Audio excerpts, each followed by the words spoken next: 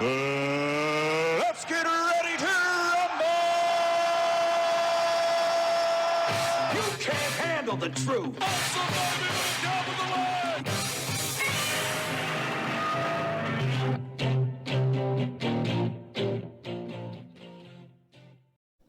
I don't think it's any great secret that even liberals understand there's something tragically wrong with the way our country is working right now.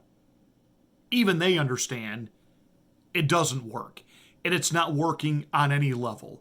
The overrun bureaucracies that, on one hand, for decades, liberals thought would usher in a utopia, that there would be equity and fairness across the board. And now many of them are discovering that despite the fact that it is liberal Democrats that run 90% of the major municipalities in this nation, none of those municipalities work. The crime is out of control, the homelessness is off the charts, and even when you live in a liberal bastion like California, where literally, if you are a Republican, you don't have to be a conservative Republican. Even if you are a Republican, you aren't going to get anything done. They talk about green energy and climate change, and they're into every type of social justice issue that you can possibly jump on the bandwagon over, and they will welcome illegals there, and they will pay for everything, but they don't have any way to actually pay for it, so they burden the people that are there with a tax debt that they can't possibly begin to carry, so they are fleeing the state. Yet are the liberal Democrats that are still there, are they fleeing? Are they demanding a little less liberalism and a little bit more rational thought in how to deal with things? Well, of course not. Of course not. But they understand there's a problem. For example, take Bill Maher. Bill Maher is certainly, by no stretch of the imagination, a conservative. And he has lamented on his own TV show for well over a year that he wanted to install solar panels for his home. Wanted to be part of, the Green New Deal, and let's have renewable energy, and let's get rid of fossil fuel, et cetera, et cetera, et cetera. But he had an ongoing 2-year battle to be able to activate his solar panels because he was required to build a shed to house a battery pack that is used to store the power that's generated from these solar panels. And finally, it took like 9 inspectors to come out there and finally sign off on the thing. And he's pulling his hair out because he understands it isn't the Republicans that enacted any of that nonsense. It isn't the conservatives that were for any of that hogwash. It was liberals. It was California that was going to show us what it was like to be Europe with a super train that would connect Los Angeles to San Francisco. And it was finally completely scrapped when it was going to cost in excess of $200 million per mile. Let that sink in for a moment. $200 million per mile, on top of all the regulations that you would think that when the state is doing something, they could kind of be the exception to their own rule. But you know that there's all types of just graft, waste, and fraud in there. And even liberals like Bill Maher look at all that and they say, Houston, we have a problem. But despite all of that, despite the fact that they see the madness of what happened during the coronavirus, and Bill Maher has been one of those voices, especially over the past year, that has been saying, even to his liberal friends, look at Florida. That's the way you deal with this. Look at Texas. This is the way you handle this. But yet, he is, on that front, he gets attacked by people within his own sphere.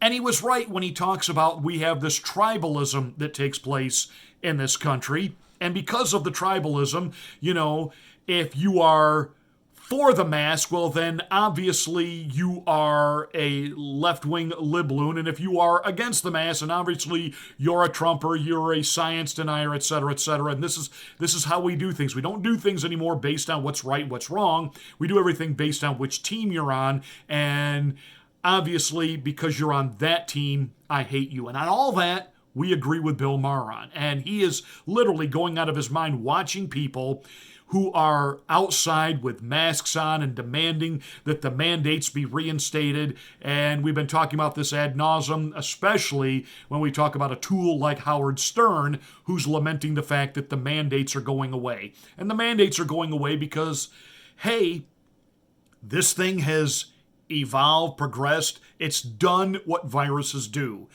It has spread. It continues to mutate. The more it mutates, the faster it spreads. But, and this is science, and it has been known science for literally over 1,000 years that we understand. Once a virus begins to spread quickly and it keeps mutating and recreating itself, it actually knocks life out of itself. It may be able to spread real quick, but this thing is virtually now at the level of a severe cold or the flu. And again, that's not my hyperbole. That is actually now what we have. Even Dr. Fauci finally having to admit, although he's saying a few other things because he doesn't want to be swept back into the bin of irrelevance. But we'll deal with Dr. Fauci in another commentary. I want to talk about the fact that Bill Maher was recently on the podcast with Adam Carolla. Now, Adam is a funny guy, and Adam is, you know, there were things I think that he liked about Donald Trump, and he sometimes identifies himself as conservative, and he does a lot of interviews on things like Faux Pas News, formerly known as Fox News. But he had Bill Maher on, and they were having a great conversation about everything. And I found out that, you know, there are some things about Bill Maher, especially in his childhood, that I could relate to. You know, whatever happened to kids having downtime and just going out and playing, and you would come home at 6 o'clock when dinner was on the table, and yet we've got all of this stuff that we keep running kids to. Every activity on the planet we have to sign our kids up for, and we're just constantly push, rush, and all of the electronic exposure that they have from the internet to TV to it, streaming, etc. So on all of that, there is some common ground there that we have with Bill Maher. And he and Adam Carolla were having this talk about the tribalism and what can we do to finally get to the place where we can have conversations with one another. And Adam brought up the fact that Bill had recently been on with Ben Shapiro, who I realize liberals think Ben Shapiro is a conservative. We know what he is. He's at best a rhino. And I'm not a big Ben Shapiro guy, but okay, I'll use a guy like him as what I call a bridge. It's kind of like the idea where, okay, he's not the kind of conservative that I would like him to be, but if he can be a bridge to get somebody from Libloon land back over into planet reality, you know what? I'll use him in that way. And we know that Jimmy Dore, who is certainly not a conservative, but yet there are core things that we agree with Jimmy Dore on, whether it be freedom of speech, the whole Russian collusion nonsense. He was all over that. The fact that we've got to just absolutely stop all of this regime change around the world and entangling ourselves and actually roiling up wars that do nothing but profit the extreme wealthy and the military-industrial complex. So, you know, we have these areas where we agree. And so Adam Carolla was asking Bill Maher what we can do to start bridging more of these gaps. And Bill Maher gave this answer. I don't know if we can cure a lot that ails us in that realm, the tribalism problem that we have in this country. But to me, the bigger reason to do that is not even to come to a meeting of the minds on issues, which we never will. I mean, I was very honest with Ben Shapiro. I said to him, look, the Republican Party does not believe in the emergency of climate change, and they do not believe, I think, anymore in democracy. I mean, 147 of them in Congress voted to not certify that election, which they know was a legitimate election. As long as those two things are what the Republican Party is built on, to me, they're not even savable. The Democrats I have a lot of problems with, but to me, they're still savable. Did he really just say it that way? I got to rewind the tape and watch this one again. I don't know if we can cure a lot that ails us in that realm, the tribalism problem that we have in this country. But to me, the bigger reason to do that is not even to come to a meeting of the minds on issues, which we never will. I mean, I was very honest with Ben Shapiro. I said to him, look, the Republican Party does not believe in the emergency of climate change, and they do not believe, I think, anymore in democracy. I mean, 147 of them in Congress voted to not certify that election, which they know was a legitimate election. As long as those two things are what the Republican Party is built on, to me, they're not even savable. The Democrats I have a lot of problems with, but to me, they're still savable. Hold on there, Bill. Not even close. Not even close. Not even close. Wait a minute.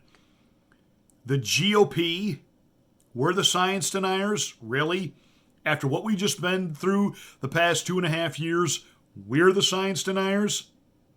Who is it that's rejected science? Who is it that has rammed mandates down our throat, none of which had anything to do with on science? I'm working on a monologue that will be coming out in the next day or so that watch it. You're only going to hear this here. Fauci's getting ready to throw Rochelle, the sorority girl, who's now the alleged head of the CDC, he getting ready to throw her under the bus. You don't stay 40 plus years in the swamp like Fauci has, and he knows that as this thing wraps up, he really desperately himself doesn't want to go to jail and have people really digging into what happened at Wuhan. And so he's looking for a sacrificial lamb. And I'm telling you, Rochelle's going to get thrown under the bus, and I'll explain how all of that's working in another monologue. But we're not the ones that have denied the science, especially when it comes to things like the viral outbreak. But then to call the Republicans, we're anti-democracy? We're anti-democracy? Hold on now. Let's back the idiot train up before we go sailing off the cliff into the abyss of eternal stupidity. We are not the enemies of democracy. Conservatives are not the enemies of democracy. Establishment career politicians, and I don't care which party label they have, they are the enemies of democracy. But in short, I can tell you that libloons are really the enemies of democracy. Who is it over the past 2 years has really been trying to ramrod mandates down our throat? Everything from, mask up, separate yourself, wear the hat, don't wear the hat, get the jab, get 3 jabs, get 3 jabs and 6 boosters, and get a passport to prove that you are fit to enter this establishment and sit with the civilized human beings that care about other people. And if you don't do that, you don't care.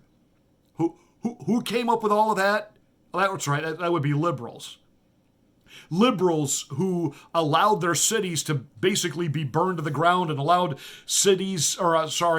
businesses within those cities to be looted, ransacked, burned. Who won't prosecute any of them, but will prosecute and is all for the censoring and removal of voices that they disagree with on social media platforms? Is that conservatives? Is that Republicans who want people thrown off Twitter? Want people thrown off YouTube? Want people thrown off Facebook? Is that conservatives that are doing that? Is that Republicans that are doing that? Is that anti-democracy? Yeah, I think that it is. But it isn't it isn't the conservatives promoting that. It's the liberals wanting that. It's the liberals saying, hey, that's anti-democracy to not say the narrative. And the narrative is we must be at war with Ukraine and we must have mandates and we must. Do you understand what's happening? Justin Trudeau, do you get a more liberal, so-called ideological socialist than a Justin Trudeau? Will you say that what he did to those truckers in Canada was democracy? When nations like Australia and Austria were actually rounding up citizens who were not vaccinated and arresting them and isolating them, would you call that democratic? Would you call that democracy? Was it the conservatives in those places that wanted that done? Who is anti-democracy? Who is limiting free speech? Who is denying people their rights? Who is not allowing people to process information and make decisions for themselves? Who is it that wants to be Big Brother telling everybody this is how it's going to be and you're going to line up and do as you're told? That is not the Republicans doing that. That's the Democrats doing that. They, Nancy Botox Pelosi, Chuck E. Cheese Schumer, Jobama Biden, Kamala the Ho Harris. That's anti-democracy in action.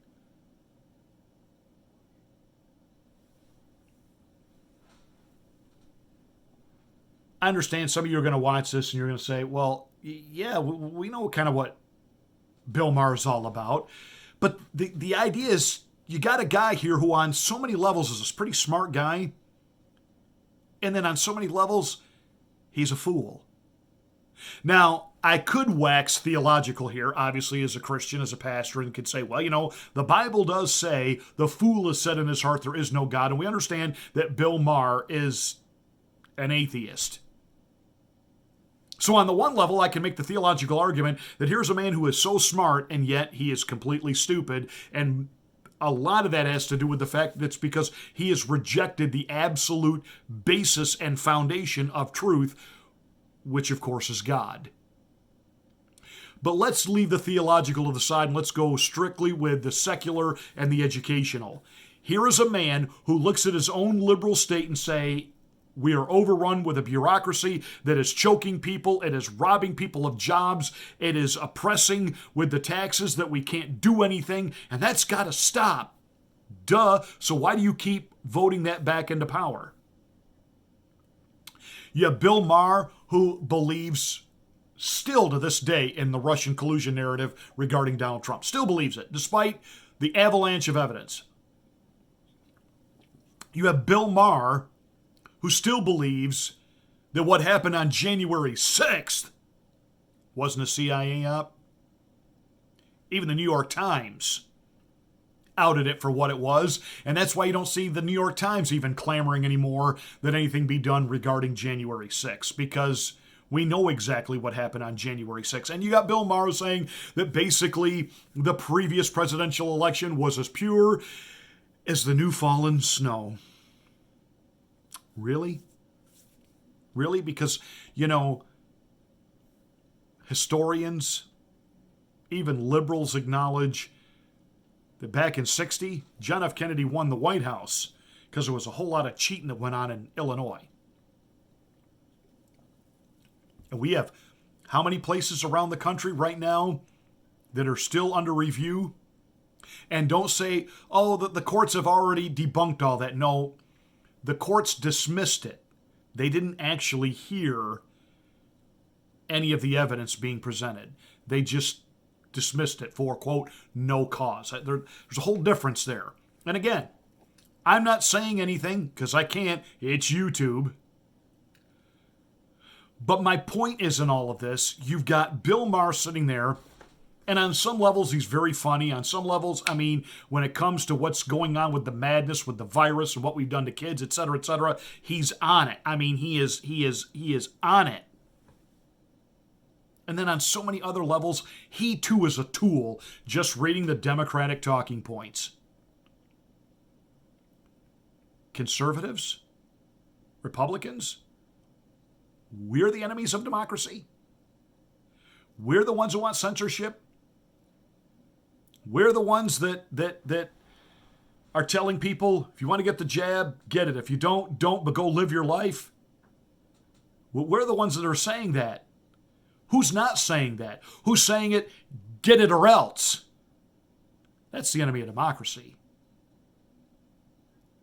So the reason I decided to, wax eloquent on this, though there are things and areas where we see that there is an alignment coming with progressives on the left and conservatives on the right, because again, it's not about Democrat versus Republican. No, nay. Don't get dragged into that. It's not about conservative versus liberal. It's about right versus wrong.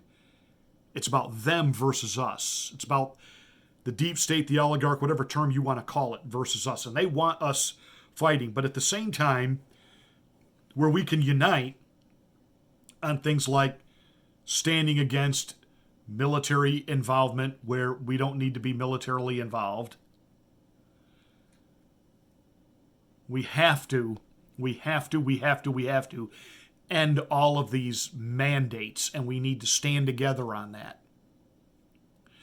Let's also remember that many of them still have a skewed philosophical view of why we got to where we are and the problems we got. And, listening to Lieberman.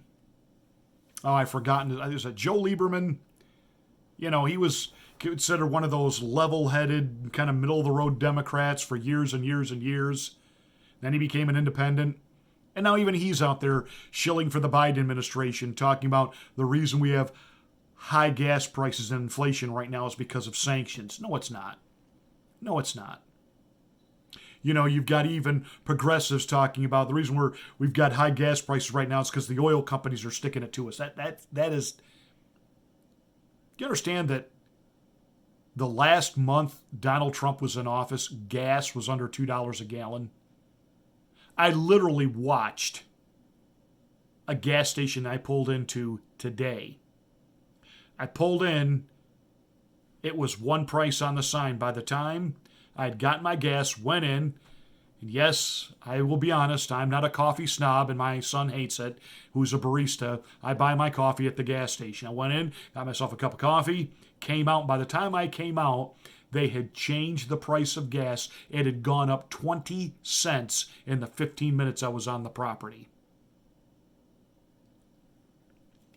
And this has nothing to do with sanctions. Because, by the way, any oil that we would have been buying right now from Russia wouldn't have even gotten here till summer. The oil that we have stopped, quote unquote, taking from Russia, we still have that oil. We haven't used it all yet. So let's understand we still got a lot of work to do in educating our liberal friends. As Ronald Reagan used to say, it isn't that our liberal friends are stupid. It's just they don't know anything.